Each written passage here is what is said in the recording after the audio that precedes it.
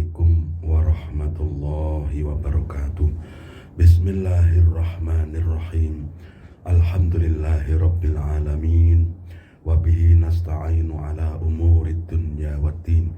Wassalatu wassalamu ala asyrafil mursalin Sayyidina Muhammad wa ala alihi wa sahbihi ajma'in, amma ba'du. Mitra Persada FM yang dirahmati Allah, mari kita meningkatkan syukur dengan menerapkan nikmat-nikmat Allah di dalam peruntukannya. Tangan untuk mengambil yang halal, mata, mulut, kaki, dan seterusnya. Itulah cara mensyukuri nikmat Allah. Di samping itu, kita bersama-sama mempelajari firman Allah dalam Al-Quran melalui tafsir Jalalain. Mudah-mudahan menambah wawasan kita, dan juga bagi yang sudah tahu tentu mengingatkan kita juga. Jadi tidak ada buruknya dan pahala terus mengalir apabila kita senantiasa melakukan kebaikan. Mitra Persada yang dirahmati Allah, hari ini kita sudah sampai surat Ibrahim juz 13. Allah Subhanahu wa taala berfirman, A'udzu billahi minasy syaithanir rajim. Bismillahirrahmanirrahim. Wa qad makaru makrahum wa indallahi makruhum wa in kana makruhum litazula minhul jibal.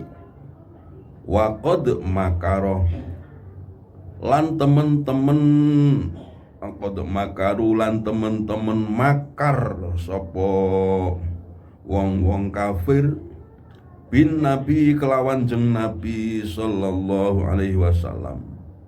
Makrahum ing makare wong-wong kafir.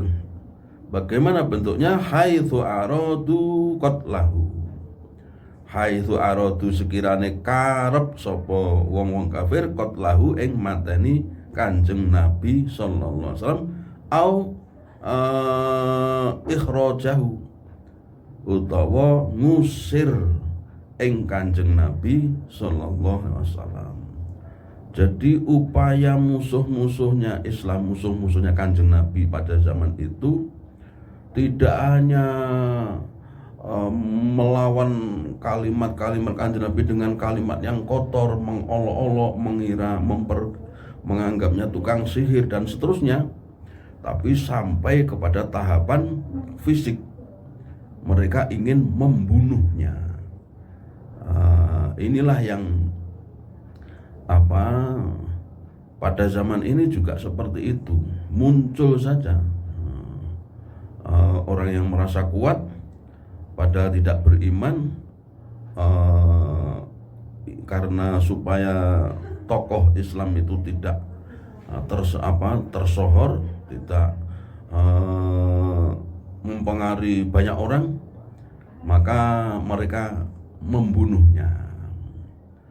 Ini usaha pembunuhan ini dilakukan oleh musuh-musuh orang-orang kafir, yaitu orang kafir dan orang musyrik, untuk kalau Kanjeng Nabi terbunuh maka Islam tidak berkembang begitu. Tidak tahu bahwa Allah Subhanahu wa taala membentengi beliau. Bahkan dalam Islam itu walaupun ada seseorang yang wafat, tokoh yang wafat, pasti ada yang bisa melanjutkan. Dalam Islam seperti itu, karena berjuang dakwah, memperjuangkan agama Allah ini ya seperti itu resikonya. Dan tetapi tidak pernah padam. Yuriduna ayyutfi'u nurallahi wallahu mutimmu nurihi. Mereka menghendaki cahaya Allah itu padam. Artinya ajaran-ajaran Allah ajaran-ajaran Islam ini supaya padam, tidak berlanjut, mereka memadamkannya dengan berbagai cara. Tetapi wallahu mutimmu nurihi, tapi Allah itu justru menyempurnakan cahaya tersebut. Karena Allah itu memang tidak bisa dilawan, tidak bisa dikalahkan. Apa sebabnya? Karena Allah itu yang menciptakan semuanya, termasuk mereka yang musuhi tadi. Jadi Allah itu berkuasa, kalau sudah digerakkan tidak bisa mencegahnya. Mereka menghendaki untuk membunuh Kanjeng Nabi atau mengusir, minimal mengusir. Dan ini terjadi, beliau itu sampai hijrah itu pindah tempat ke Taif, ya, yang pertama itu ke Taif. Di sana dikira saudara-saudaranya juga menampungnya, ternyata tidak menerima, padahal masih dulure. Akhirnya Kanjeng Nabi, gimana ini, ke Mekah dimusuhi, di sini dimusuhi. Ada orang Mekah yang bersedia menjamin keselamatan Kanjeng Nabi. Akhirnya kembalilah ke Mekah. Sudah begitu belum berhenti permusuhan mereka. Akhirnya Kanjeng Nabi diperintahkan oleh Allah untuk hijrah lagi, pindah lagi, yaitu ke Madinah Al-Munawwarah, yang pada saat itu disebut kota Yasrib. Nah, ini perjalanannya 400 kilo lebih, dan belum ada mobil, dan panasnya bukan main. Inilah perjuangan Kanjeng Nabi supaya Islam ini menyebar, dan tentu beriringan bersama keterlibatan Allah. Islam ini pasti bersinar sebelum sampai hari kiamat. Tetap saja namanya orang tidak suka atau orang yang tidak beriman pasti ada, ya. Jadi ada orang baik dan ada orang yang tidak baik. Wa indallahi lan ono sandinge Gusti Allah apa makruh, makare wong-wong kafir, ay ilmuhu au jazauhu.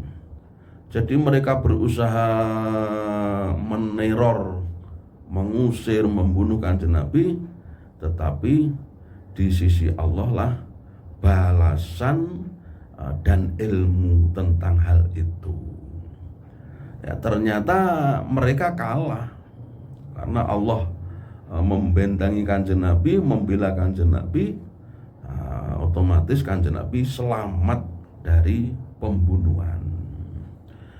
Inilah perjalanan manusia itu, kalau sudah dilindungi oleh Allah, kalau Allah sudah menghendaki demikian, tidak bisa berubah. Nah, dalam hal beribadah kita harus ada upaya. Jadi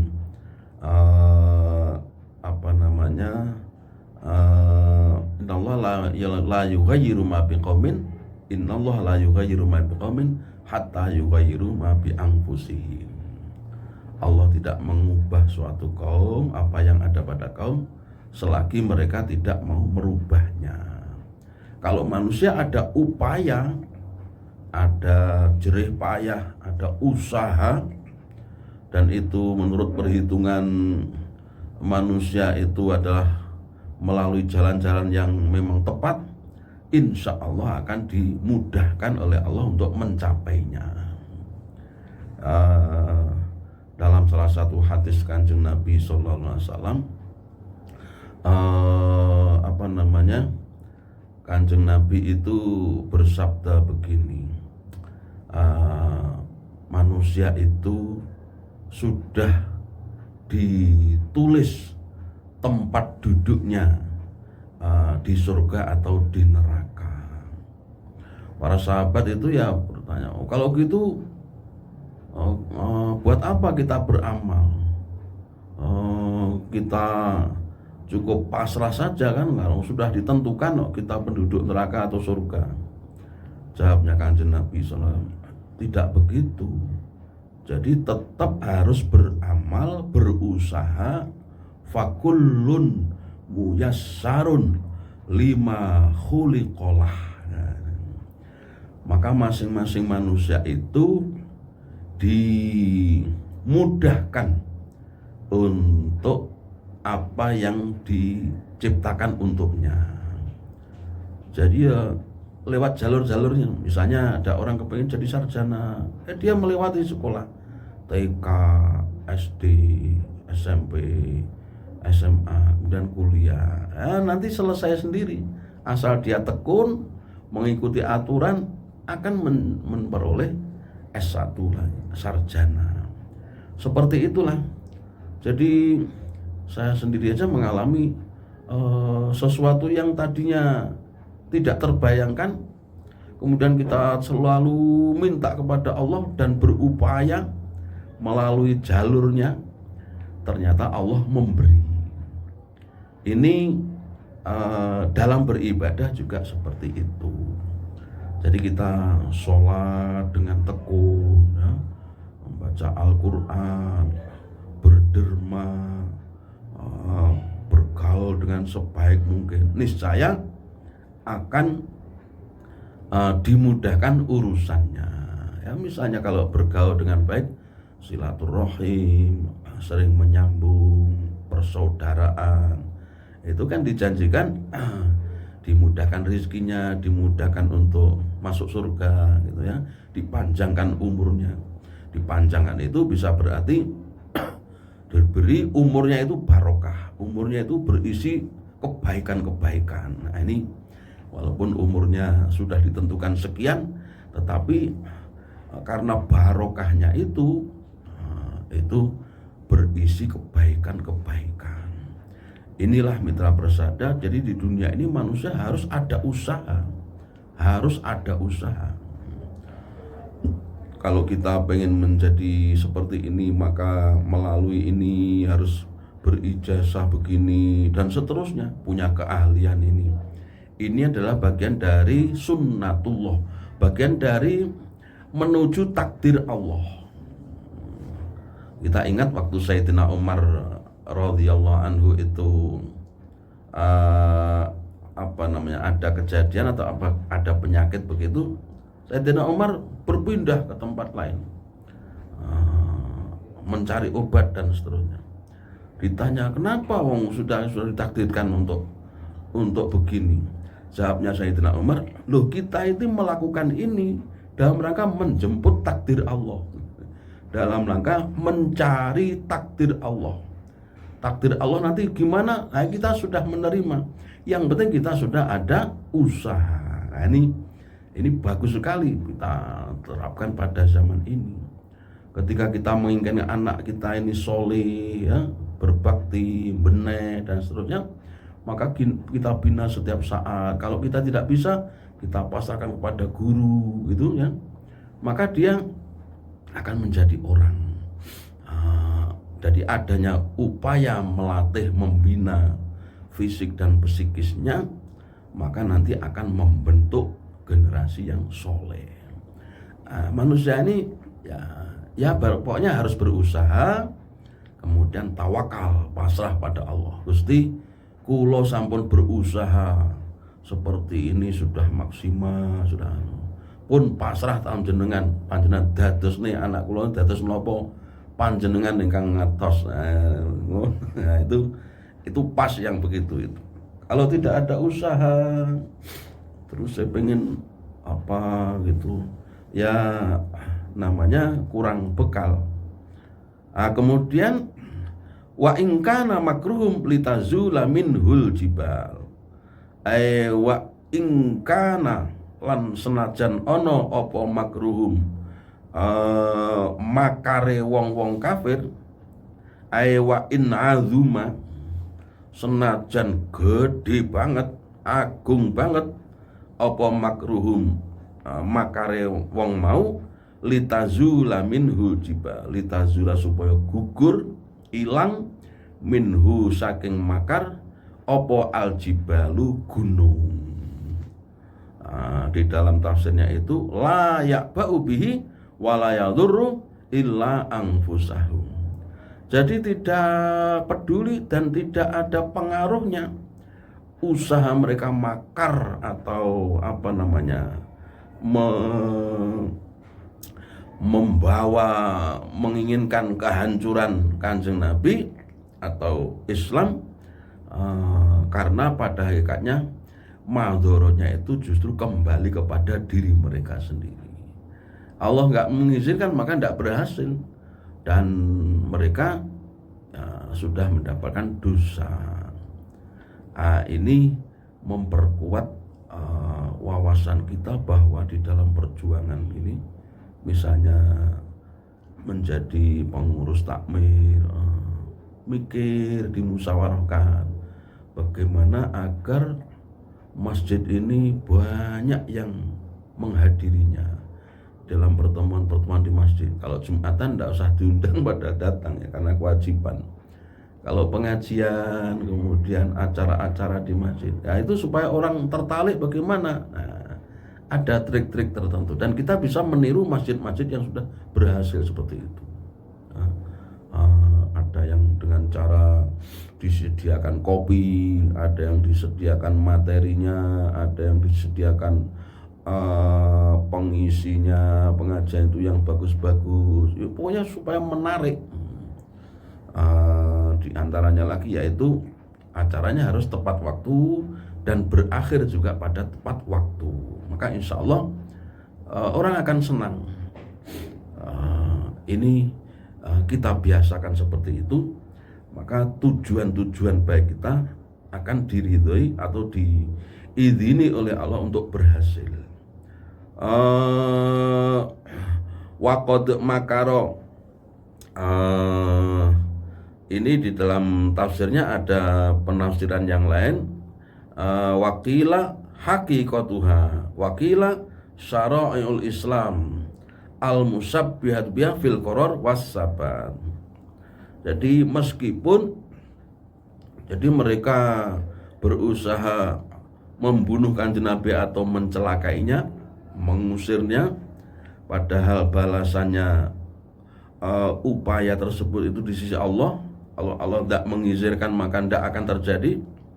Meskipun makar atau upaya penghancuran mereka itu supaya gunung itu roboh. Nah, ini maknanya adalah hakikat dari gunung tersebut memang gunung yang roboh, atau ada lagi syara'iul Islam. Tujuannya bukan gunung roboh, tapi supaya syariat Islam ini roboh, hancur, binasa, yang diserupakan dalam hal kekokohannya dan ketetapannya. Mitra Persada, di dalam kita memperingati kemerdekaan Republik Indonesia, perlu kita tiru perjuangan para pendahulu kita, bagaimana mereka tanpa pamrih memperjuangkan supaya Indonesia ini merdeka. Karena kalau tidak merdeka namanya terjajah. Kalau terjajah itu tidak bisa melakukan sesuatu dengan bebas. Di antara kegiatan-kegiatan dalam peringatan itu bisa diisi dengan, kalau upacara pasti bisa diisi dengan lomba-lomba, ya, lomba menulis karya ilmiah, lomba mainan-mainan yang biasa di kampung dulu, yang di situ membuat orang itu serawung. Apa serawung itu? Bermuamalah, bergaul. Karena kita khawatir pada saat ini orang sudah kecanduan terhadap handphone, ya, kecanduan, karena di handphone itu apapun ada. Kalau sudah kecanduan itu orang akhirnya meninggalkan yang namanya berkomunikasi langsung dengan orang lain, bergaul atau serawung, jagungan dan seterusnya. Nah, dengan adanya lomba-lomba yang menarik, ya, hadiah yang menarik, mereka pasti akan senang. Disitulah karena kalau kita ini terbiasa kecanduan seperti itu bisa berakibat interaksi sosial kita kurang, bahkan kepekaan kita terhadap sosial itu kurang. Nah, ini tentu dalam hal-hal tertentu. Kemudian juga dalam peringati itu ada pawai dan seterusnya ya, supaya bagi umat Islam ya jangan sampai sholatnya ditinggal karena ikut begitu, atau apa ya namanya ya, pokoknya yang mengganggu kerukunan, mengganggu ketentraman masyarakat. Nah, ini perlu kita tanamkan agar di dalam memperingati kemerdekaan itu dilakukan dengan sehikmat mungkin dan betul-betul ada nilainya yang bisa kita tiru. Kemudian mitra persada di ayat selanjutnya itu fala tahsabannallaha mukhlifa wa'dihi rusula. Fala tahsabanna mongko ojo ngira temenan sira Allah ing Allah mukhlifa wa'dihi ing zat kang nulayani janjine Gusti Allah. Ini memperkuat ayat sebelumnya tadi, bahwa mereka menghendaki makar, membunuh atau mengusir, mencelakai, karena Allah membelanya, membela Kanjeng Nabi, tidak akan berhasil kan? Ini dikuatkan fala tahsabannallaha mukhlifa wa'dihi rusulah. Jangan siro ngiro, jangan kau kira bahwa Allah itu menyelisihi janjinya. Apa janjinya itu? Misalnya di juz berapa ya? Juz 25 apa 26 itu inna lanang suru rusulana walladzina amanu fil hayatid dunya wa yauma yaqumul ashhad. Nah, di situ sesungguhnya kami Allah akan membantu, menolong utusan-utusan kami, yaitu para rasul dan orang yang beriman, baik di dunia maupun ketika ditampilkan saksi, yaitu hari kiamat. Jadi itu jelas sekali bahwa Allah itu berpihak kepada orang yang beriman, berpihak kepada rasul-rasulnya. Makanya mereka mencelakai, pengen begini begitu, pengen membunuhnya, tidak berhasil karena memang Allah tidak memberi izin. Nah, tentu manusia ini di dalam hidup ini juga karena berkomunikasi dengan sesama, maka lakukanlah komunikasi itu dengan kalimat-kalimat yang baik. Ya. Istilahnya dalam Al-Quran itu qaul, ya, qaulan saqila, qaulan sadida, qaulan ma'rufa, qaulan maisuro.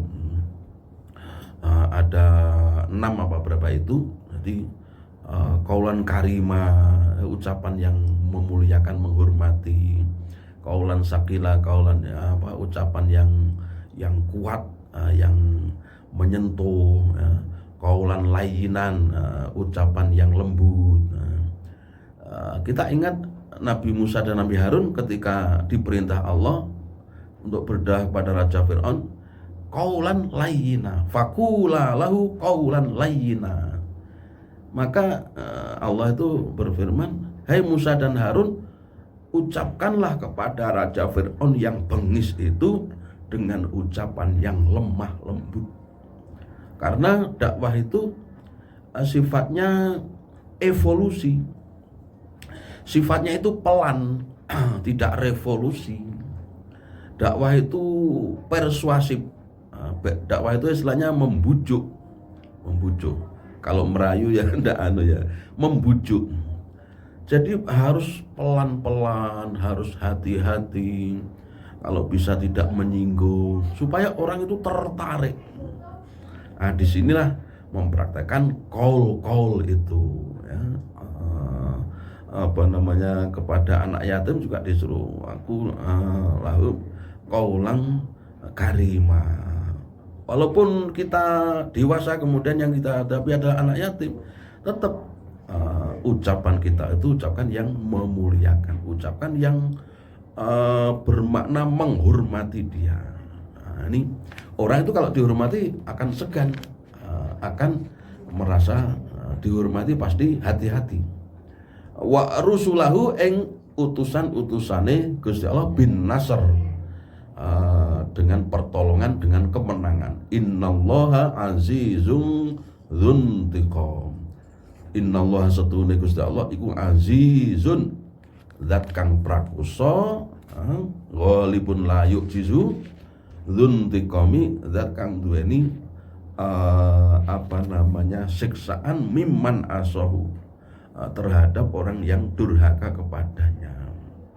Inilah mitra persada, di dalam hidup kita ini harus ada yang namanya satu usaha, ya. Usaha kemudian disertai doa, diakhiri dengan tawakal. Kemudian di dalam usaha itu dibutuhkan ya jalur-jalurnya, harus melewati jalur-jalurnya. Kemudian yang kedua,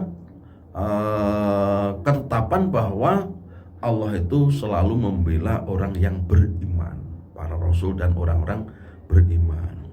Kemudian yang ketiga, Allah itu tidak akan bisa dikalahkan, tidak bisa dikalahkan walaupun bagaimana upaya, karena semua yang memusuhi pun itu adalah ciptaan Allah Subhanahu wa taala. Kemudian mitra persada, di sini ada kaitannya dengan kisah kehidupan Kanjeng Nabi dalam perjalanan dakwah beliau. Ternyata berdakwah itu selalu mendapati rintangan. Ahasiban nasu ayyutsraku ayyaqulu amanna wa hum la yuftanun. Apa manusia merasa cukup mengatakan iman kepada Allah dan setelah itu tidak diuji lagi? Tidak, jawabannya tidak. Pasti orang yang beriman itu mendapat ujian, kemudian selesai satu muncul lagi. Ini memang di dunia seperti itu. Nah, siapa yang bersabar maka beruntung.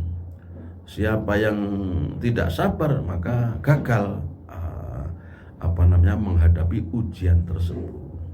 Nah, ujian itu ketika kita sudah berusaha melawannya kemudian tidak berhasil, kita sudah mendapatkan pahala. Yang penting kita ikhlas, karena Allah itu kan tidak melihat hasilnya. Kita berdakwah tidak melihat hasilnya, tapi Allah melihat upayamu sampai seberapa. Nah, itu.